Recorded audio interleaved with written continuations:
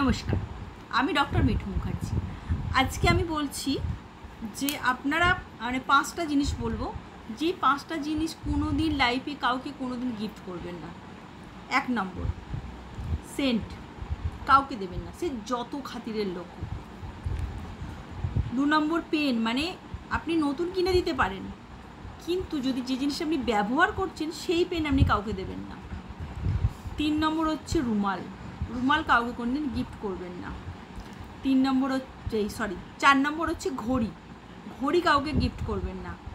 আর 5 নম্বর হচ্ছে সব থেকে ভাইরাল জিনিস, কালো কাপড়, কালো কাপড় কাউকে কোনো দিন দেবেন না গিফট হিসেবে।